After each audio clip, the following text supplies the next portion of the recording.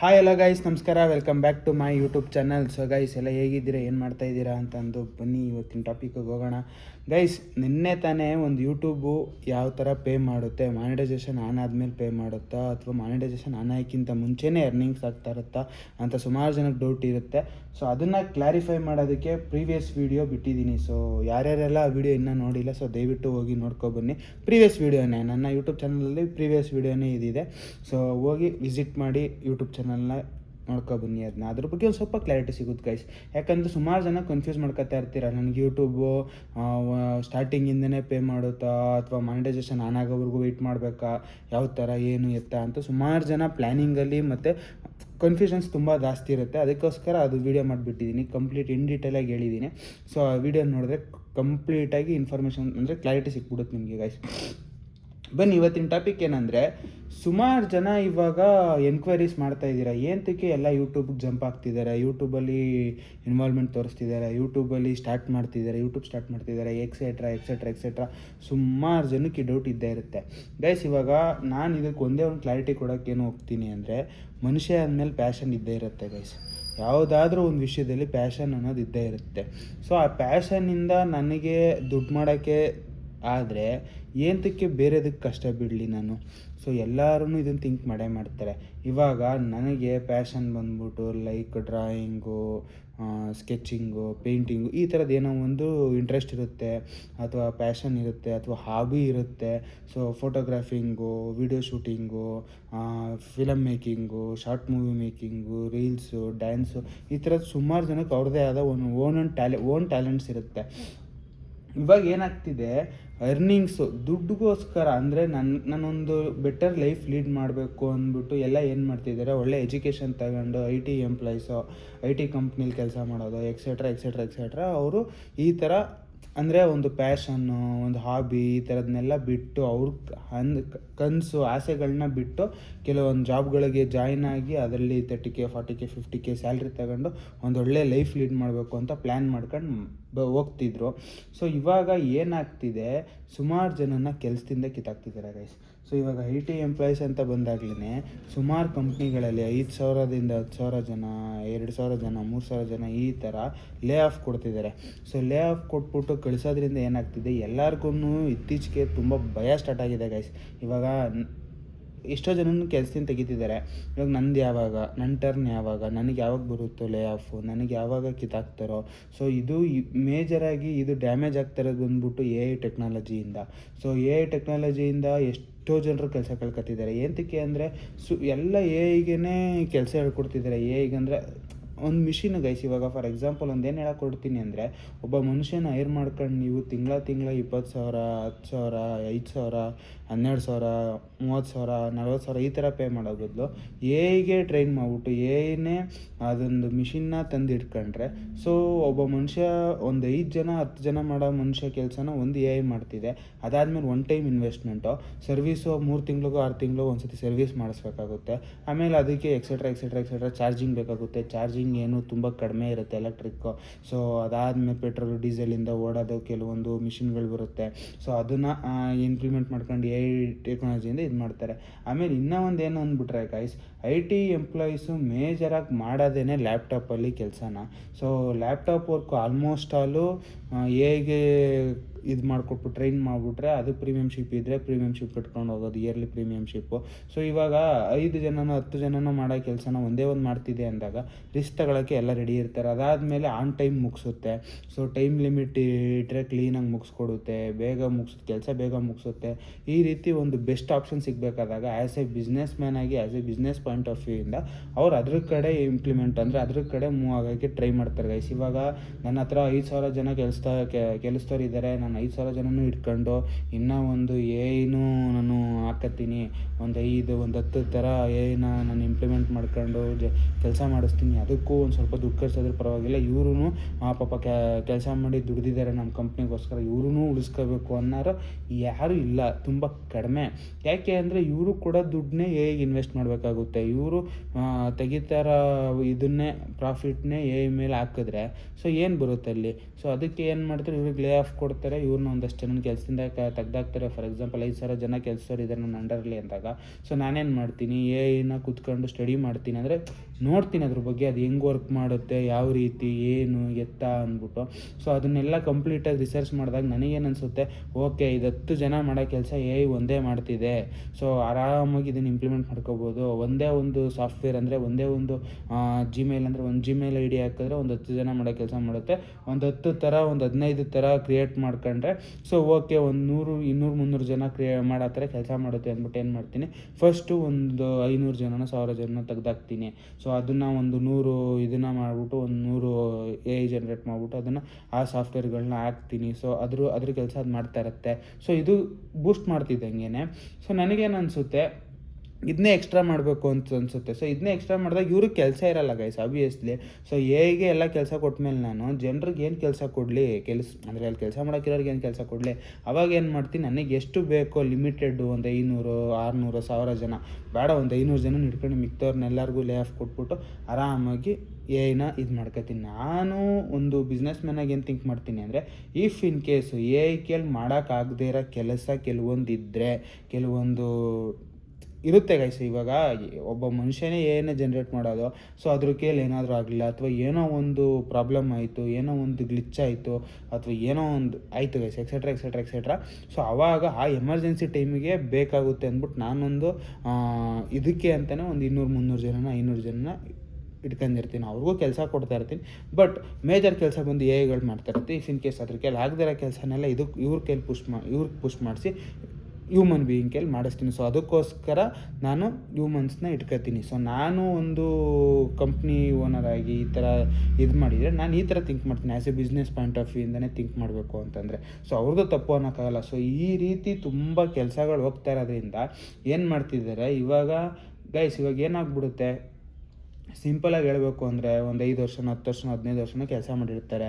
So ಇವಾಗ ಅವ್ರ age ಬಂದ್ಬಿಟ್ಟು 25, 35 ಅಬೋ ಆಗೋಗಿರುತ್ತೆ. ಇವಾಗ ಅವ್ರಿಗೆ ಏನು ಬೇಕು, ಕೆಲಸ ಅಂತೂ ಹುಡ್ಕೋಕ್ಕಾಗಲ್ಲ. ಆಮೇಲೆ ಕೆಲಸ ಹುಡುಕಿದ್ರೆ ಆ ಪೇಮೆಂಟ್ ಸಿಗ್ತಿತ್ತಲ್ಲ, ಆ ಪ್ರೀವಿಯಸ್ ಜಾಬಲ್ಲಿ ಪೇಮೆಂಟ್ ಸಿಗ್ತಿರುತ್ತಲ್ಲ, ಅದೇ ಪೇಮೆಂಟ್ ಸಿಗುತ್ತೆ ಅಂತ ಹೇಳೋಕ್ಕಾಗಲ್ಲ. ಸೊ ಈ ರೀತಿ ಎಲ್ಲ ಕನ್ಫ್ಯೂಷನ್ಸ್ ಇರುತ್ತೆ. ಅದಕ್ಕೆ ಏನು ಮಾಡ್ತಾರೆ, ಎಷ್ಟೋ ಜನ ಕೆಲಸದಿಂದ ಕಿತ್ತಾಕಿರೋರು ಕೂಡ ಯೂಟ್ಯೂಬ್ ಚಾನಲ್ ಸ್ಟಾರ್ಟ್ ಮಾಡ್ತಿದ್ದಾರೆ. ಸೊ ಅವ್ರಿಗೆ ಓನ್ ಟ್ಯಾಲೆಂಟು. ಇವಾಗ ಯೂಟ್ಯೂಬಲ್ಲಿ ನೀನು ಇದನ್ನೇ ಮಾಡಬೇಕು, ಇದನ್ನೇ ಕಲಿಬೇಕು, ಇದನ್ನೇ ಬಿಡಬೇಕು, ಇದೇ ಥರ ನೀನು ಮೇಂಟೈನ್ ಮಾಡಬೇಕು ಅನ್ನೋದು ರೂಲ್ಸ್ ಆ್ಯಂಡ್ ರೆಸ್ಟ್ರಿಕ್ಷನ್ಸ್ ಏನೂ ಇಲ್ಲ. ಅವ್ರದ್ದು ಏನು ರೂಲ್ಸು ಅಂದರೆ, 3 ತಿಂಗ್ಳಿಗೆ 3 ವೀಡಿಯೋ ಅಪ್ಲೋಡ್ ಅಲ್ಲ, 3 ತಿಂಗ್ಳಿಗೆ 3 ವೀಡಿಯೋ ಅಪ್ಲೋಡ್ ಆಗಿರಬೇಕು. ಅಂದರೆ ತಿಂಗ್ಳಿಗೆ ಒಂದೊಂದು ವೀಡಿಯೋ ಏನಾದರೂ ಅಪ್ಲೋಡ್ ಆಗಿರಬೇಕು.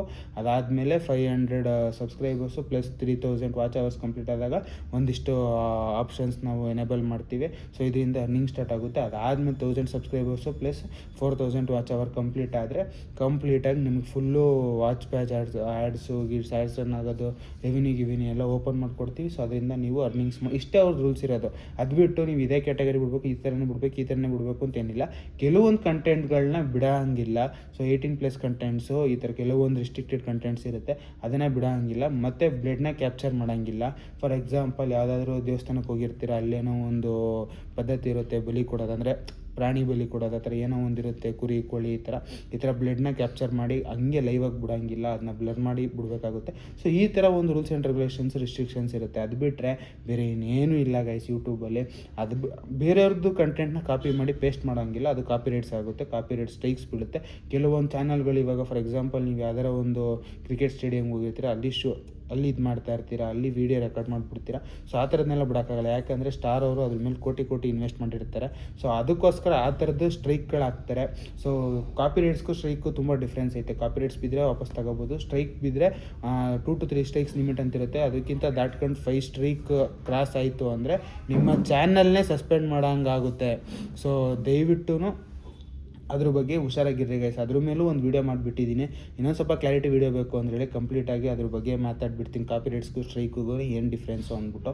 ಸೊ ಈ ರೀತಿ ಆಗೋದ್ರಿಂದ, ಈ ರೀತಿ ಒಂದು ಫ್ರೀಡಮ್ ಇರೋದ್ರಿಂದ ಏನು ಮಾಡ್ತಾರೆ, ಎಲ್ಲ ಯೂಟ್ಯೂಬ್ಗೆ ಟರ್ನ್ ಆಗ್ತಿದ್ದಾರೆ ಗೈಸ್. ಸೊ ಅರ್ನಿಂಗ್ಸು ಆಗುತ್ತೆ, ಪ್ಲಸ್ ನಿಮ್ಮ ಒಂದು ಓನ್ ಟ್ಯಾಲೆಂಟ್ನ ಇದು ಮಾಡ್ಕೊಂಡಂಗೆ ಶೋಕೇಸ್ ಮಾಡ್ದಂಗೂ ಆಗುತ್ತೆ ಅನ್ನೋ ಒಂದು ಇದಕ್ಕೋಸ್ಕರ ಬರ್ತಾರೆ. ಆಮೇಲೆ ಇನ್ನೂ ಒಂದೇನು ಅಂದರೆ, ಇವಾಗ ಬಿಸ್ನೆಸ್ ಮಾಡಬೇಕು ಅಂದರೆ 0 ಬಜೆಟಿಂದ ಸ್ಟಾರ್ಟ್ ಮಾಡ್ಬೋದು ಆರಾಮಾಗಿ. ಯೂಟ್ಯೂಬು ಒಂದು ಬಿಸ್ನೆಸ್ ಪ್ಲ್ಯಾಟ್ಫಾರ್ಮ್ ಇದ್ದಂಗೆ, ಝೀರೋಯಿಂದ ಸ್ಟಾರ್ಟ್ ಮಾಡ್ಕೊಂಡು ಒಂದು 6 to 7 months 8 months ಅಥವಾ 1 yearವರೆಗೂ ವೇಟಿಂಗ್ ಪೀರಿಯಡ್ ಇರುತ್ತೆ. ಅದಾದಮೇಲೆ ಒಂದು ಸ್ವಲ್ಪ ಕ್ಲಿಕ್ ಆದರೆ ಅದಾದಮೇಲೆ ಆಟೋಮೆಟಿಕ್ಕಾಗಿ ರೆವಿನ್ಯೂ ಜನರೇಟ್ ಆಗೋಕ್ಕೆ ಸ್ಟಾರ್ಟ್ ಆಗುತ್ತೆ. ಸೊ ಈ ರೀತಿ ಇವಾಗ ನೀವು ಬೇರೆ ಏನೇ ಬಿಸ್ನೆಸ್ ಮಾಡಬೇಕು ಅಂದ್ರೂ ಮಿನಿಮಮ್ ಒಂದು 5 lakhs 10 lakhs ಬೇಕು. ಆಮೇಲೆ ಇನ್ನೂ ಒಂದು ಏನು ಹೇಳ್ತೀನಿ ಅಂದರೆ ಗೈಸ್, ಇವಾಗ IT ಎಂಪ್ಲಾಯೀಸು ಸುಮಾರು ಜನ 50,000 60,000 1 ಲಕ್ಷ ಸ್ಯಾಲ್ರಿ ತಗೊಳ್ಳೋರಲ್ಲ. ಸೊ ಅದೇ ರೇಂಜ್ ಲೈಫ್ ಲೀಡ್ ಮಾಡಬೇಕಾಗುತ್ತೆ, ಯಾಕಂದರೆ ಅವ್ರಿಗೆ ಆ ರೇಂಜ್ ಕಮಿಟ್ಮೆಂಟ್ಸ್ ಇರುತ್ತೆ. ಅವರು ಲೈಕ್ ಜಸ್ಟು ಝೀರೋ ಬಜೆಟಲ್ಲಿ ಏನೋ ಒಂದು ಸ್ಟಾರ್ಟ್ ಮಾಡಬೇಕು ಅಂದ್ಬಿಟ್ಟು ತಿಂಗ್ಳಿಗೆ 4,000 ಬಂದರೂ ಸಾಕು, 5,000 ಬಂದರೂ ಸಾಕು ಅಂತ ಥಿಂಕ್ ಮಾಡೋಕ್ಕಾಗಲ್ಲ. ಸೊ ಅವ್ರಿಗೆ ಏನಿದ್ರು ತಿಂಗಳಿಗೆ ಒಂದು 50,000 60,000 ರೂಪಾಯಿ ಮೇಲೆ ಬಂದ್ರೆ, 1 ಲಕ್ಷ ಸ್ಯಾಲ್ರಿ ತಗೋತಾರೆ ಅವ್ರಿಗೆ 60-70,000ಕ್ಕಿಂತ ಜಾಸ್ತಿ ಬಂದ್ರೇ ಅವ್ರಿಗೊಂದು ಸ್ಯಾಟಿಸ್ಫ್ಯಾಕ್ಷನ್ ಅನ್ನೋದು. ಆಮೇಲೆ ಅವ್ರ ಕಮಿಟ್ಮೆಂಟ್ಸ್ ಅನ್ನೋದೊಂದು ಕ್ಲಿಯರ್ ಆಗೋ ಅಂಥದ್ದು ಆ ತಿಂಗಳದ್ದು. ಸೊ ಅದಕ್ಕೆ ಅವರು ಆ ಥರ ಬಿಸ್ನೆಸ್ ಮಾಡಬೇಕು ಅಂದರೆ ಮಿನಿಮಮ್ ಅಂದ್ರೂ 20-25 ಲಕ್ಷ ಅವರು ಬಂಡವಾಳ ಹಾಕಬೇಕಾಗುತ್ತೆ, ಬಂಡವಾಳ ಹಾಕಿ ಸ್ಟಾರ್ಟ್ ಮಾಡಬೇಕಾಗುತ್ತೆ. ಸೊ ಈ ರೀತಿ ಎಲ್ಲ ಥಿಂಕ್ ಮಾಡಿ ಯೋಚನೆ ಮಾಡಿ, okay YouTube is the best platform, ಇದನ್ನು ಸ್ಟಾರ್ಟ್ ಮಾಡೋಣ, ಇದ್ರ ಜೊತೆ ಬೇರೆ ಏನಾದರೂ ಕೆಲಸ ಹುಡುಕ್ತಾ ಇರೋಣ. ಇಫ್ ಇನ್ ಕೇಸ್ ಕೆಲಸ ಸಿಕ್ಕಿದ್ರೆ ಯೂಟ್ಯೂಬ್ ಚಾನಲ್ನ ಹಂಗೆ ರನ್ ಮಾಡ್ಕೊಂಡು ಹೋಗೋಣ. ಯಾಕೆ ಅಂದರೆ ಕೆಲಸ ಯಾವತ್ತಿರುತ್ತೋ ಯಾವತ್ತು ಹೋಗುತ್ತೋ ಗೊತ್ತಿಲ್ಲ. ಬಟ್ ಯೂಟ್ಯೂಬು ಒಂದು ಕಡೆ ಒಂದು ಸತಿ ಸ್ಟಿಕ್ಕರ್ ಆಗ್ಬಿಟ್ಟು ಒಂದು ಸತಿ ರೆವಿನ್ಯೂ ಜನರೇಟ್ ಆಗಿ ಸ್ಟಾರ್ಟ್ ಆಗಿಬಿಟ್ಟೆ. ಸೊ ಅದು ನಮ್ಮ ಕೈ ಬಿಡಲ್ಲ ಅಂದ್ಬಿಟ್ಟು ಇವಾಗ ಕೆಲಸದಲ್ಲಿ ಇರೋರು ಕೂಡ ಎಷ್ಟೋ ಜನ ಸ್ಟಾರ್ಟ್ ಮಾಡ್ತಿದ್ದಾರೆ, ಕೆಲಸ ಕಳ್ಕೊಂಡಿರೋರು ಕೂಡ ಸ್ಟಾರ್ಟ್ ಮಾಡ್ತಿದ್ದಾರೆ. ಕೆಲಸ ಕಳ್ಕೊಂಡು ಸುಮಾರು ಜನ ಇಂಟರ್ವ್ಯೂ ಕೊಟ್ಕೊಂಡು ಬೇರೆ ಕೆಲಸ ಹುಡುಕ್ತಾ ಇರೋರು ಕೂಡ ಯೂಟ್ಯೂಬ್ ಸ್ಟಾರ್ಟ್ ಮಾಡ್ತಿದ್ದಾರೆ. ಸೊ ಅದಕ್ಕೆ ಯೂಟ್ಯೂಬಲ್ಲಿ ಚಾನಲ್ಸ್ಗಳು ತುಂಬ ಜಾಸ್ತಿ ಗ್ರೋ ಆಗ್ತಿದೆ, ಕಂಟೆಂಟ್ಸ್ಗಳು ಜಾಸ್ತಿ ಆಗ್ತಿದೆ, day to day videos upload ಆಗೋದು ಕೂಡ ಜಾಸ್ತಿ ಆಗ್ತಿದೆ. ಸೊ ಇದೊಂಥರ ಕಾಂಪಿಟೇಷನ್ ಥರ ಆಗೋಗಿದೆ ಗೈಸ್. ಸೊ ನಾನು ಬೆಳಿಬೇಕು, ನನಗೆ ಸಬ್ಸ್ಕ್ರೈಬರ್ಸ್ ಜಾಸ್ತಿ ಆಗಬೇಕು, ರೆವಿನ್ಯೂ ಜಾಸ್ತಿ ಬರಬೇಕು, ನಾನು ಇಷ್ಟೊಂದು ಕಂಪ್ಲೀಟ್ ಮಾಡಬೇಕು, ಎಕ್ಸೆಟ್ರಾ ಅನ್ನೋದೊಂದು ಚಾಲೆಂಜಿಂಗ್ ಸ್ಟಾರ್ಟ್ ಆಗಿಬಿಟ್ಟಿದೆ. ಸೊ ಅದಕ್ಕೋಸ್ಕರ ಯೂಟ್ಯೂಬ್ಗೆ day by day add on ಆಗ್ತಾನೇ ಇದ್ದಾರೆ. ಅಂದರೆ ಚಾನಲ್ಗಳು ಆ್ಯಡ್ ಆನ್ ಆಗ್ತಾನೇ ಇದ್ದಾರೆ, ಕ್ರಿಯೇಟರ್ಸು ಕೂಡ ಇನ್ಕ್ರೀಸ್ ಆಗ್ತಾನೇ ಇದ್ದಾರೆ. ಸೊ ಅದಕ್ಕೆ ಇಫ್ ಇನ್ ಕೇಸ್ ನಿಮಗೂ ಏನಾದರೂ ಪ್ಲ್ಯಾನಿಂಗ್ ಇದ್ದರೆ, ನಾನು ಯೂಟ್ಯೂಬ್ ಚಾನಲ್ ಕ್ರಿಯೇಟ್ ಮಾಡಬೇಕು, ನಾನು ಯೂಟ್ಯೂಬಲ್ಲಿ ಏನಾದರೂ ಒಂದು ಮಾಡಿಬಿಡಬೇಕು, ಸೊ ನಾನು ಇದು ಮಾಡಬೇಕು ಅಥವಾ ಎಕ್ಸೆಟ್ರಾ. ಸೊ ದಯವಿಟ್ಟು ಆದಷ್ಟು ಬೇಗ ಫೀಲ್ಡಿಗೆ ಎಂಟ್ರಿ ಆಗಿ. ಸೊ ಯಾಕೆ ಅಂದರೆ ತುಂಬ ಕಾಂಪಿಟೇಷನ್ಸ್ ಜಾಸ್ತಿ ಆಗ್ತಿದೆ ಗೈಸ್. ಸೊ ನಂದು ಪರ್ಸ್ನಲಾಗಿ ಒಂದು ಇನ್ಫಾರ್ಮೇಷನ್ ಕೊಡಬೇಕು ಅಂದರೆ, ನಾನು ಬಂದು 2022-23ರಲ್ಲಿ ಸೊ ಸುಮಾರು ಒಂದು 4-5 ಚಾನಲ್ ಓಪನ್ ಮಾಡಿದೆ. ಸೊ ನಂದೊಂಥರ ಕಾನ್ಸೆಪ್ಟ್ ಇತ್ತು ಗೈಸ್, ಬೈಫರ್ಗೇಷನ್ ಮಾಡಿಬಿಡ್ಬೇಕು. ಸೊ ನಾನು ಈ ಚಾನಲಲ್ಲಿ ಇದನ್ನೇ ಬಿಡಬೇಕು, ಸೊ ಈ ಚಾನಲಲ್ಲಿ ಇದನ್ನೇ ಬಿಡಬೇಕು, ಈ ಚಾನಲಲ್ಲಿ ಇದನ್ನೇ ಬಿಡಬೇಕು, ಈ ಥರ ಚಾನಲ್ಸಲ್ಲಿ ಈ ಥರ ಕಾನ್ಸೆಪ್ಟೇ ಬಿಡಬೇಕು. ಸೊ ಇವಾಗ ಕುಕ್ಕಿಂಗ್ ಚಾನಲ್ ಒಂದು ಇತ್ತು ನಂದು, ಅಂದರೆ ಅಮ್ಮ ರನ್ ಮಾಡ್ತಿದ್ದಾರೆ. ಸೊ ಅದನ್ನು ಕೂಡ ನಾನೇ ಹ್ಯಾಂಡ್ಲ್ ಮಾಡ್ತಿದ್ದೆ, ನಮ್ಮನೆ ಅಡುಗೆ ಅಂತ ಆರಾಮಾಗಿ ಹೋಗಿ ನೋಡ್ಬೋದು. ಅದು ಬಿಟ್ಟರೆ ಟೆಕ್ ಗುರು ಅಂತ ಒಂದು ಚಾನಲ್ ಇತ್ತು. ಟೆಕ್ ಗುರಲ್ಲಿ ಏನು ಅಂದರೆ ಅನ್ಬಾಕ್ಸಿಂಗ್ ಮಾಡೋ ಅಂಥದ್ದು. ಸೊ ಅದೊಂಥರ ಟೆಕ್ಕಾಗಿ ಮಾಡೋಣ ಅಂತ ಪ್ಲ್ಯಾನ್ ಮಾಡಿದೆ. ಟೆಕ್ ಗುರು ಅನ್ನೋದೊಂದು ಚಾನಲ್ ಇತ್ತು. ಅದಾದಮೇಲೆ ಎಡಿಟಿಂಗ್ ಚಾನಲ್ ಇತ್ತು. ಸೊ ನಾನೇ ಎಡಿಟಿಂಗು ಒಂದು ಬೇಸಿಕ್ಸ್ ಗೊತ್ತಿರೋದ್ರಿಂದ ನಾನೇ ಎಡಿಟಿಂಗ್ ಕೋರ್ಸ್ಗಳು ಮಾಡ್ತಿದ್ದೆ. ಸೊ ಅದನ್ನು ಕೂಡ ಸ್ಟಾರ್ಟ್ ಮಾಡಿದೆ. ಅದಾದಮೇಲೆ ಇನ್ನೂ ಒಂದು ಚಾನಲ್ ಗೇಮಿಂಗ್ ಚಾನಲ್ ಇತ್ತು, ಸೊ ರಾಕ್ ಗೇಮಿಂಗ್ ಅಂತ, ಅದನ್ನು ಕೂಡ ಸ್ಟಾರ್ಟ್ ಮಾಡಿ ಅದನ್ನು ಮಾಡ್ತಿದ್ದೆ. ಸೊ ಅದಾದಮೇಲೆ ಈ ಥರ ಒಂದಷ್ಟು ಆ್ಯಪ್ಗಳನ್ನ ನಾನು ಒಂದಷ್ಟು ಚಾನಲ್ಗಳನ್ನ ಕ್ರಿಯೇಟ್ ಮಾಡಿ, ಸೊ ಅದರಿಂದ ಒಂದು ರೆವಿನ್ಯೂ ಕ್ರಿಯೇಟ್ ಮಾಡಬೇಕು, ಅದರಲ್ಲಿ ಒಂದು ಇದು ಮಾಡಬೇಕು ಅಂತ ಇದು ಮಾಡಿದೆ. ಬಟ್ ಅನ್ಫಾರ್ಚುನೇಟ್ಲಿ ಅದು ಸ್ಟಾರ್ಟ್ ಮಾಡಿ ನನಗೆ 2 to 3 months ಆದಮೇಲೆ ಲೈಕ್ ಫ್ಯಾಮಿಲಿಗೆ ಕೋವಿಡ್ ಸ್ಟಾರ್ಟ್ ಆಯಿತು. ಸೊ ಅದ್ರ ಮೇಲೆ ಕಾನ್ಸಂಟ್ರೇಟ್ ಮಾಡೋಕ್ಕೆ ನನಗೆ ಇಲ್ಲಿ ಟೈಮ್ ಸ್ಪೆಂಡ್ ಮಾಡೋಕ್ಕಾಗಲಿಲ್ಲ.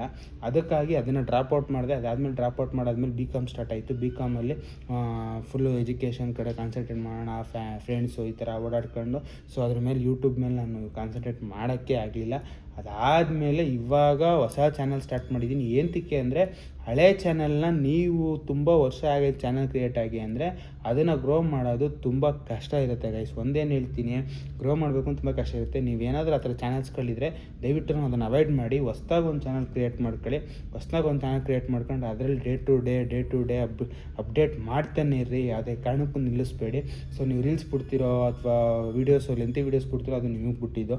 ನೀವು ಒಂದು ಸತಿ ಫಿಕ್ಸ್ ಆಗಿಬಿಡ್ಬೇಕು. ಸ್ಟಾರ್ಟ್ ಮಾಡೋಕ್ಕಿಂತ ಮುಂಚೆ ಫಸ್ಟ್ ಫಿಕ್ಸ್ ಆಗಿ. ಸೊ ಇವತ್ತು ಡೇಟ್ ಬಂದು 20-30 ಡೇಟು. ಸೊ ಇವತ್ತು 8 ಅಂದರೆ ಆಲ್ಮೋಸ್ಟ್ ನೈಟ್ 8 ಗಂಟೆಗೆ ವೀಡಿಯೋ ನೋಡ್ತಾ ಇರ್ತೀರ ಅಥವಾ 31st ಈ ವಿಡಿಯೋ ನೋಡ್ತಾ ಇರ್ತೀರ. ನೀವು ಫಿಕ್ಸ್ ಆಗಿಬಿಡ್ಬೇಕು, August 1ರಿಂದ ನಾನು ಕಂಟಿನ್ಯೂಸ್ ಆಗಿ ವೀಡಿಯೋ ಬಿಡ್ತೀನಿ ಅಂತ ಫಿಕ್ಸ್ ಆಗಿ ಯೂಟ್ಯೂಬ್ ಚಾನಲ್ಲು, ಇನ್ಸ್ಟಾಗ್ರಾಮ್ ಏನಾದರೂ ಸ್ಟಾರ್ಟ್ ಮಾಡಿದ್ದೀನಿ. ಯೂಟ್ಯೂಬ್ ಚಾನಲ್ಲೇ ಅಂತ ಹೇಳ್ತಾ ಇಲ್ಲ. ಸೊ ಸ್ಟಾರ್ಟ್ ಮಾಡಿ ಅಪ್ಲೋಡ್ ಮಾಡ್ತಾರ್ರಿ.